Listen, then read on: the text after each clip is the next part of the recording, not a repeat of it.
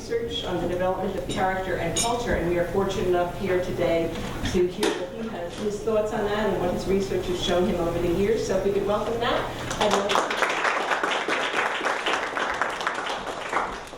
Good morning. Good morning. This is pretty amazing. I have to tell you, I was in Mexico, Irapuato, Mexico, yesterday for a conference with educators there, and well, every presenter has some kind of a tale or mode of travel, but it was, by travel standards, pretty smooth, but it meant that I got in here last night at around, I think about 3 o'clock in the morning. So, yeah, so we had to hurry up and rest. But you can imagine the difference between being in Mexico yesterday and waking up this morning and seeing the wonderful sunshine and beauty here, and felt like I may have been still in a dream state as I walked in with the kindness and the way everybody was like, welcome, man. What can I help you? Never mind, this is not real. It's really a pleasure to be here with you today. I'm been thrilled for the chance to share. One of the great things about the work we get to do is every day is a little bit different, and a conference yesterday with 200 educators, middle school and high school teachers who are trying to develop character and culture within their schools and for their students, and just a very different kind of environment here today, to a chance to really think and talk and reflect together. I've tried throughout the presentation and what I've got to share from top to bottom to try and one, share with you our thoughts, ideas, and insights about how we develop character, how we make it relevant for our students, how we tap into this power source that we know is there, that we know we need, but we often struggle to get hold of, to get our arms around. I have a number of this is what we call a professional development toolkit, and you may have noticed across the top of our slides, or a little tagline is knowledge and tools that you can use. And I'm hoping that's what I'll bring for you today.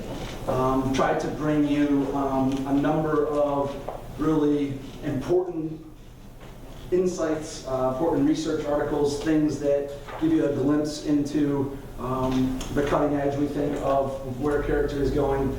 But I'm especially passionate about, and what we really work on is distilling that knowledge into replicable tools and strategies that you can use in the classroom setting. And our work has been, we've worked primarily with public, private schools, K to 16 here in the States and internationally, and the most important thing to us is that the things that we give you are useful, to be able to go back and begin to use, adapt, or adopt those strategies within your own classroom setting. So as we get started, the couple of big ideas that will drive everything that we do today. This idea, Booker T. Washington said the 3 simple words: character is power. And for us, that is a sort of shoreline that we've continuously washed ourselves up against. What's it mean to say character is power? If there's really a power source in character, then how do I get it? What if I don't have it? Do some people have more than others? Where does this power source come from? We want to particularly think about character as catalyst. Character is the catalyst, that power source needed for teaching and learning and for life. Okay, so a lot of the thinking and talking we do about character development is often set in the context of someday in the future I want you to have this. I don't want you to lie, cheat, and steal my retirement, so I got to develop character. Someday in the future I want you to be a good parent, a good citizen. We think about character, yes, it's definitely part of the reason we do it is for those long-term return on investment. But there's a much more practical reason why you need the power of character, and that's so that you can teach this afternoon. Math, science, writing, reading. If you don't have that in your classroom, best teacher in the world, best math pedagogy, if you don't have the catalyst, you don't get heat. And you know that. You know that from your own teaching. I have a wonderful lesson plan today. I have things that I want you to do. But You're not communicating, you're not collaborating, we're off task. You won't try on things that are difficult for you. Every time I try to stretch your muscles a little bit, you want out. Right? So if we don't have catalyst, we don't get the heat. And so I want you to really be thinking about character as the catalyst for your teaching and learning. If we do our job well in the classroom today, the classroom tomorrow, and this school over the course of time, we'll get those long-term results. We will see a better society. But you really have to start primarily, what's in it for me? The old Whiffle. And that's what we constantly want to drive back to as we move forward. So first big idea, character is power.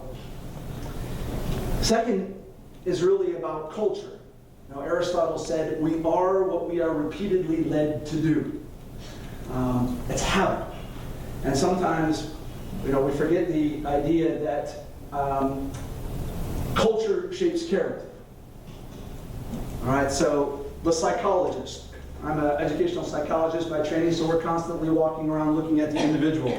Do they have this trait? Why don't they have that trait? But culture, the sociology piece is, it's the waters that we swim in that often give us those habits. We are what we are repeatedly led to do. And so a lot of times we've got to step away from the kid or the individual or the instance to look and say, home, classroom, school. When we are repeatedly doing these kinds of things, that's where our character muscles come from. All right, so 1, character is power. 2, culture shapes character. Those are the big things I want you to hold on to. Are you going to share your writing with me? Are you going to read your sentence for me to critique? Are you going to show me all the vulnerabilities that you've got around teaching and learning? Probably not, right? So the safety and trust that I feel amongst you means that I might be willing to show you my vulnerabilities as a learner. And if you do not have that, if they're worried about, how people are going to treat me, someone's going to knock me off the stand, they're not thinking about learning. They're not thinking, I'm going to try something new and different. I'm going to push they're just play it safe, don't look like a fool, don't make a mistake, don't get outside your comfort zone. That is so true. Yeah, And that's true for the highest ability people, right? A lot of times the highest ability, they're the hiders. They got to look good, they got to be perfect about everything all the time. So they're constantly hiding and hedging, and then when they get out at a task, and maybe they get on to college, now all of a sudden they're lying, cheating, and stealing because, again, they've been hiding for a while. Yes. And once we realize, look, the reason we're here is to learn things we don't know. We're all going to have those times when we don't feel very comfortable. Let me take this activity. I'm going to fast forward ahead. If you go to page 11, I had a deeper motive, deeper goal, a teaching and learning standard that was driving this activity. This is one of our research-based tools called the social networking. All right? Social networking. In this, what we tried to do is we tried to take all the research about connectivity and human interactions, all right, and we try to reduce it down into a simple rubric. At its basic level, making a connection to practically anyone, anywhere takes courage and curiosity. Courage and curiosity. So what you were saying, every time there was a new level, I had fear. So what we're trying to do is, in our own mind, teach kids a skill, how to connect to people. And we're trying to help them know at its simplest level, what does it take? Courage and curiosity, use those questions to go to surface to substance. This is how we can make it into a repeated experience and not an event. Because every time I put you in a new group, I can say, remember, courage and curiosity. All right, we're starting new groups today. We're going to feel a little bit awkward. If I'm realizing that a kid is not really connecting in, can you find a way to make some deeper connections to some of your classmates? That can go in your pocket. You can keep coming back to it. You can teach and reteach it. You can connect it between reading and what we're doing here. You can connect it to examples that you see in history. You can look at a way of making sense of the world. What the brain research calls these is good enough rubrics. It's not perfect. It's not everything that there is about interpersonal communication, but it's good enough that if kids remember and are repeatedly led to practice this, it starts to become a habit. This will be one of the most important tools that we'll put in your box all day. We'll talk more about this as we move forward. This simple little tool here is called our Compact for Excellence. A compact is an agreement. At its simplest level, it's a handshake. When you bring people together, in any group larger than one, if you happen to have multiple personalities, you should probably make one for yourself, right? When we get together as a group and we assume that we know how we're going to be together, bad things happen. And it doesn't matter if it's your church group or your whatever group it is. The compact basically says in order to do our best work and treat each other with respect and care, what are we going to do? What do we agree to do or avoid doing? We'll talk more about this as a tool for our classroom. Our Smart and Good High Schools report came out in 2005. It was a study of best practice across the United States in character education, and we were really trying to push the relevance of character development, especially in areas where it was only marginally relevant. Middle schools, high schools, and beyond. We knew there was a need, but we just felt like we didn't have the right approach. And a lot of times it was because we weren't really understanding the needs of the customer. High school teachers, middle school teachers, it's not that they don't need character, they just didn't need the particular version of it that we thought was so great. They needed something faster, better, more directly connected to teaching and learning. We were pleased when the report came out that there was interest. And all of a sudden, those folks who said, I'm a chemistry teacher, I don't have need for this, but if you can teach, help me get kids to stay on task, work together, collaborate, communicate, I need that. So we started to realize in the report there was something different going on, and there was interest. But there was a sustainability problem. Okay, it was a report. Reports are flawed. It wasn't our intervention strategy. But when people got fired up and liked the ideas, the big vision, they still had trouble finding ways to sustain it when things got busy. Simplify, clarify, right? Jerry Grant used to talk about schools that imprint versus schools that educate. Leave that imprint, that deep mark, and he would say that they are simple in structure, but man, do they row as one. Right? So they don't have a million different things going on, but those signature practices that they're doing, they're running them, everybody knows why we're doing them, they're committed to it. And that's what we really want to try to get to in our classrooms, ultimately in our school, but can we make it work for people? In order to do that, we have to show them what's in it for them, we have to show them some of the practical applications. And that's what I'm going to try to do here now. These are the areas that contribute to or detract from organizational success. And we used to have different categories that were all about what we were interested in, but developing positive and productive relationships, schools are interested in that, the social and emotional learning, people are interested in that, the 21st century skills, people are interested in it. When they look at that box, they say, yeah, I need that. Yeah, I want that. Emotional intelligence, integrity, and responsibility. Yeah, I want that. Yeah, I need that. We're not trying to say to them, we're about character education. We're saying, do you need this critical area of focus? What happens if you don't have that? You don't have the catalyst. Communicating and collaborating with efficiency and effectiveness. You need it for work in science. You also need it for 21st century employability. All right, so if you look around this map, it should look familiar to you. You should look at places and say, my students really need that. Or you should look and say, yeah, I know our school is trying to develop this. I'm just not sure what our approach is. This is just a map. Today, what I'm really going to hone in on is this continuous high standards and continuous improvement. That does not mean that the other areas aren't important. It just means within the time that we've got, I really want to focus in on that performance character, focus in on this particular thing, because I think it's probably, the area that's going to answer most of these questions. Okay? Character is power. And this starts to mean more to you as we get into this conversation. It's the catalytic power needed for teaching and learning. You just saw why.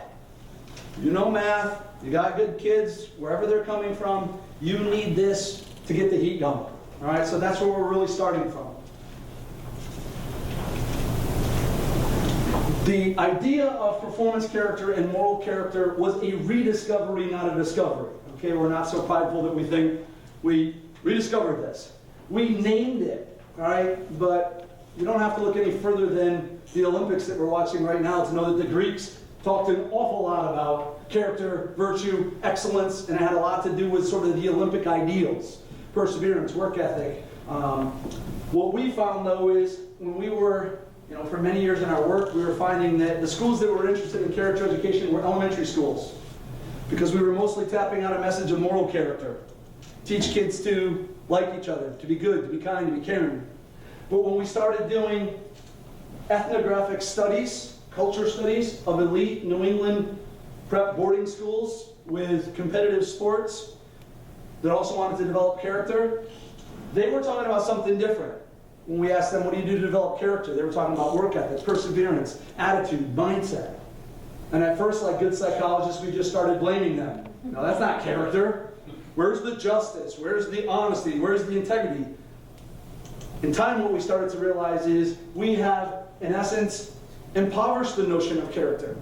And that it's an incomplete person who just has moral character. I'm nice, I'm kind, but I'm not very good. Right? You want a dentist? Gotta be honest with you. And I'm going to give you a good deal on this appointment because I really screwed up. Right? Honest, kind, charitable, incompetent. Performance and performance character are often confused. People say, we'll say to them, do your students have performance character? Yes, we do. How do you know? Well, we win a lot of state championships. We have good test scores. You're confusing it. Performance is the outcome. It's the fish. Performance character, those intangible qualities needed to pursue your personal best. You can have state championships, and we don't know if you played, you're a high school team playing a bunch of elementary school teams, right? Just because you got an A, just because you got strong SAT scores, will you consider that about 50% of all kids who get into four-year colleges will not graduate? Right? What do they got? Performance. Got the grades, got the test scores, got all that stuff. Performance character, work ethic, attitude, perseverance. Talent is what you're born with. We like to think we're good guessers of who's been born with a lot of talent. I'll show you a little bit later. The talent research does not bear that out. We like to look and think, oh, there he is. There's the next Olympian, right? I mean, this guy, look, he's tall, he's strong. 2 years later, everybody else is stronger, everybody else is faster. This kid stopped working out. Talent is what you're born with. When you try to guess who's got talent and who's doesn't, bad things happen. Because you're making judgments about who can learn and who can't. Character development is the process by which we develop the performance and moral character needed to maximize your potential. We're workout instructors, right? And I use my math, my science, my reading to get as much as I can from your performance and moral character muscles. Because if I do, I've given you a fishing pole that will help you to continue to develop those talents once you leave here. All right? In elite schools, those kids are often under the delusion, right? I'm going to be the best and brightest because I go to a good school and I get good grades. That's not the way it often plays out. Because that work ethic, grit, perseverance, right? That's what really determines, are you going to make it through college? Are you going to... So we got to keep these things in mind. Moral character we sometimes call the relational orientation. The qualities needed for successful relationships and ethical behavior. The successful relationships piece is key because sometimes we think about character education as ethics education. It's true. One of our focus areas is emotional intelligence, integrity. You got to know how to make moral decisions. But it's also important that you can communicate, collaborate, recognize the needs of others, right? When we work with corporations, what they often say is we hire for resume and we fire for relationship. They can't work with people. They don't know how to get along, right? So fairness, caring, loyalty, respect, integrity. Yes, that is my leg. The little home shot I did over the weekend, sprayed on a little tan. What we're really talking about and striving for are balanced muscles. In human anatomy, if you have a strong quad and a weak hamstring, you blow out your knee. Right? Women often struggle. I coach women's basketball in college, and knee blowouts were very common because there was a disparity between quad and hamstring strength. So we did a lot of exercises to strengthen that. When a kid has a strong performance character muscle, perseverance, passion, dedication, goal orientation, if they do not have an equal opposite strong moral character muscle, do you know what happens? They will lie, cheat, steal, right? It goes completely amok. At Hurricane Katrina and our response to it, there wasn't a lack of a moral character muscle. We had great empathy. We had a desire to help. We wanted to serve, caring. We had a very woefully weak performance character response. We weren't organized. There wasn't communication. It broke down. You know, Peter Drucker often talked about doing good well. It's not just that you have a good instinct, but you really know how to get the most out of people. Balance the muscles. When we used to go into struggling schools, and they would try to show us what character education was, they would show us neat, orderly, compliant kids sitting at a table. And in those struggling schools, they were often working on stuff that was completely moronic. Wasn't challenging them. They had no idea what they were doing. And they thought they were showing us good character education because those kids were all sitting there being very respectful. They didn't know what the assignment was. It wasn't challenging.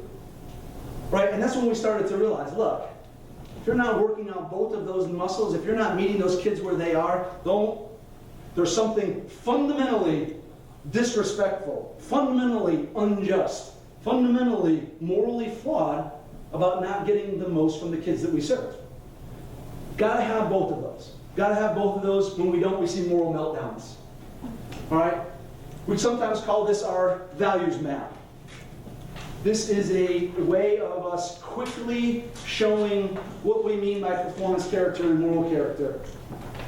When we put this on the wall, again, for our kids, for those we serve, for those we work with, it's a quick way of saying, I just took 10 slides and 12 minutes to explain to you all this. Most people that we work with get it very quickly when we show them this. I see that you're talking about these things. I see that you're talking about these things. What they often miss out on is the nuance. These are interconnected. Very, very hard to separate them. The question today about how do you keep purpose and balance? You know, my performance character muscle is strong. I told you that. But if I do not have the balance, the perspective, the sense of purpose, the sense of integrity, bad things happen. I'm not good at work. I'm not good at home. Integros. Integrated. A person with integrity is whole. And I think that the pressure that we're putting on kids is extraordinary. And it is pulling them apart. You know, so as one kid said to us in the Smart Good report, he said there's so much pressure to do well at school so you can get into a good college, so you can get a good job, so you can get rich and die.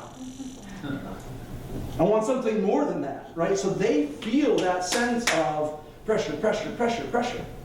And that's true across the board, all right? So the balance, the kind of stuff that we were talking about today, the connectedness, the sense of who are you, what are you here for, what drives you? You're a human being, more so than a human doing.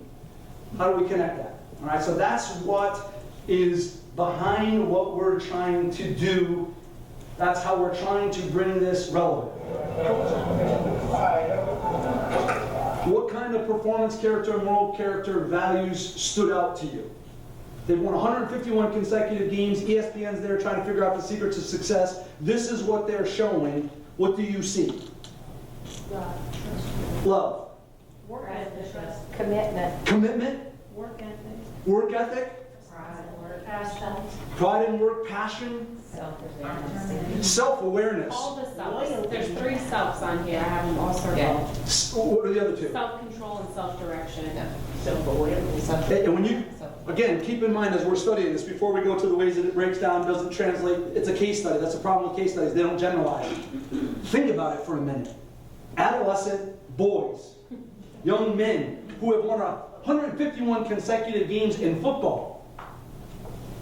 Self-awareness, the humility, right? I mean, that's not normal, right? We got swagger. Men, I mean, God, if we win one game, we're all, yeah. You know, in our classrooms, who do our kids answer to? You. You know, who do they respond to? You.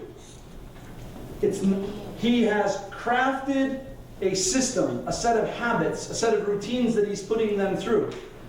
But when we look and say, what is going on behind this? What we began to identify was what we call the 4 keys. What's a key do? It unlocks something. All right? One element of a powerful practice is an element of self-study. Personal reflection to identify your strengths, your weaknesses, your areas for improvement. Right? Goal setting, journal writing. When we do self-study, when we reflect on ourselves, we can open up something. A second thing is what we came to call other study. When you study people, products, pathways of excellence, you put it up there and you say, this is what the standard is, right? So I just showed you a powerful other study, an example.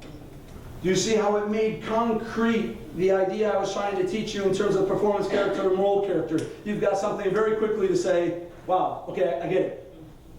Powerful piece. We need examples, models to study. In school, we often put up the A essay, right? You always hang up to the hundreds. That's not really a powerful other study for most kids. What they need to see is draft 1, draft 2, draft 3, final product. Right? How did you get here? Also, I'd like to see a C paper so I could understand where did something go wrong. Right, you're right. Self-study, other study. Public performance. Right? Until you stand up and try something. Okay, I can ask you to write one perfect sentence. Great, I don't mind doing that. I'd like you to read that. Whoa, not sure I want to do that. Right? Making it public. And then finally, support and challenge. Powerful practices have support and challenge built into them. But everything else is about how do we make this drive the tools that we need. The 4 keys is what we found that makes practices go. Let me take you back to social networking activity. What do we do there? When it works, what makes it powerful? Another study. You're getting to interview another person and learn from them. Self-study. You're reflecting on who you are, what you like, what your influences have been. Public performance. Now, we made little ones in the sense that you're sharing partner to partner, but when we do the elaborate one with the kids, that's probably why it's more powerful. You play it out, they see this, you got the yarn. All right, so not all public performances are the same, but it's got a public performance. Support and challenge. There's an atmosphere, you said it. There's an atmosphere of trust, there's an atmosphere of care, we're coming together. If I just had you do a self-study writing down those answers to the 4 levels, right?